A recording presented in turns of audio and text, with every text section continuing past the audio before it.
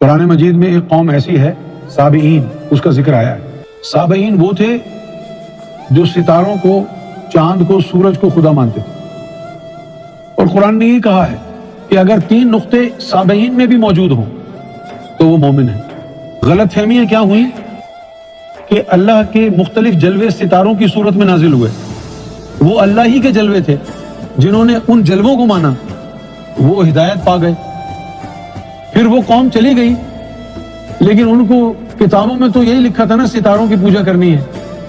انہوں نے تو ان جلووں کی پوجا کی تھی نا جن کو ستارے سمجھتے تھے۔ وہ اس قوم کے جانے کے بعد آسمان پہ چمکنے والے ستاروں کی پوجا کرنے لگ گئے، کافر ہو گئے۔ لیکن اوریجنل کانسیپٹ تو ٹھیک تھا، وہ اللہ ہی کے جلوے تھے۔ اب آپ خود انصاف سے کام لیں، ہمارے جو ہندو بھائی ہیں وہ آگ کی پوجا کرتے ہیں، اسی طرح جو ہمارے پارسی بھائی بھی آگ کی پوجا کرتے ہیں۔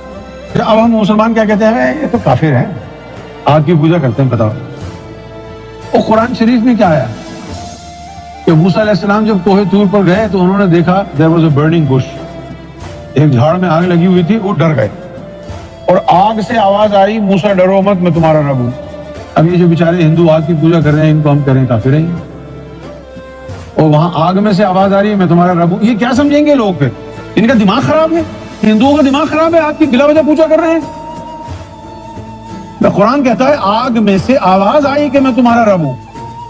پھر آپ کہیں گے نہیں، وہ تو اللہ کی تجلی تھی جو آگ جیسی نظر آ رہی، انسانوں کو کیا پتہ؟ موسیٰ علیہ السلام کو تو آگ ہی نظر آئی، وہ آگ ہی تھی۔ کوہ طور جو جل گیا تو آگ ہی ہوگی نا۔ اب جیسے ہم ہندو کو کہتے ہیں کہ دیکھو یار یہ پتھر کو پوجتا ہے، تو خانہ کعبہ کیا ہے؟ نور کا بنا ہوا ہے، وہ بھی تو پتھر ہی ہے نا۔ ہم سجدہ کرتے ہیں نا جا کے، وہاں اللہ تو نہیں بیٹھا ہوا نا، تو ہمارا کعبہ بھی تو پتھر کا بنا ہوا۔ ہندوؤں کی مورتی بھی پتھر کی بنی ہوئی ہے۔ ہندو اپنی مورتی کو پوجیں تو یہ شرک ہے، یہ کافر ہے سالے، اور ہم اپنے پتھر کے کعبے کو پوجیں ہم صحیح ہیں۔ یہ کہاں کا انصاف؟ غلط ہو گیا نا۔ وہ بھی پتھر کو پوج رہے ہیں، تم بھی پتھر کو پوج رہے ہو۔ فرق صرف اتنا ہے، جس پتھر کو رب سے نسبت ہے وہ صحیح ہے۔ پھر کہتے ہیں کہ بت بنانا حرام ہے۔ سب سے پہلے تو اللہ نے بت بنایا آدم کو، نہیں؟ مٹی سے بت ہی بنایا نا۔ اس کے بعد پھر اس نے اپنی روح پھونکی تو بت تو بنایا نا۔ اب جن کے دل میں میل ہوتا ہے یہی باتیں ان کے لیے کفر لگتی ہیں، شرک لگتی ہیں، اور جن کے دل میں نور آ جاتا ہے ان کو پھر سمجھ میں آنے لگتی ہیں۔ اس لیے ہم کہتے ہیں کسی کو برا مت کہو، نہ پارسی کو برا کہو، نہ ہندو کو برا کہو، نہ عیسائی کو برا کہو، نہ یہودی کو برا کہو۔ جس کو رب نے جس صورت میں تعلیم دی ہے، ہدایت دی ہے، وہ اسی طرح لگا ہوا ہے۔ آپ کو جس طرح دی ہے آپ اس طرح لگ جائیں۔ ہمارے مولویوں نے تو یہ پروپیگنڈا کیا ہوا ہے کہ صرف مسلمان صحیح ہیں، باقی سب غلط ہیں۔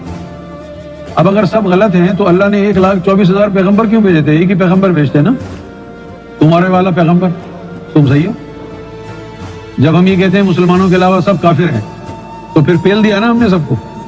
آدم صفی اللہ کی امت کو بھی پیل دیا، ابراہیم خلیل اللہ کی امت کو بھی پیل دیا، موسیٰ علیہ السلام کی بھی چھٹی ہو گئی، عیسیٰ علیہ السلام کو بھی ہم نے بھلا دیا۔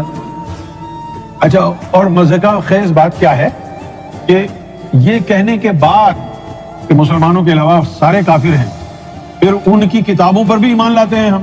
4 آسمانی کتابیں ہیں، توریت پر بھی ایمان لاتے ہیں، زبور پر بھی ایمان لاتے ہیں، انجیل پر بھی ایمان لاتے ہیں، قرآن تو ہمارے ہی کلام ہے۔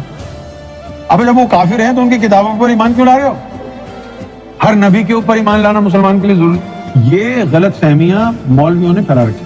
ہماری سرکار گوھر شاہی نے فرمایا ہے کوئی بھی انسان رب کی تلاش میں نکلے، رب ملے یا نہ ملے، اس کی تعظیم کرو۔ اس لیے تو ہم ہر دھرم والے کی عزت کرتے ہیں، ہندو کی عزت کرتے ہیں، عیسائی کی عزت کرتے ہیں، سکھ کی عزت کرتے ہیں، سب اللہ کی مخلوق ہے، کسی سے نفرت مت کرو۔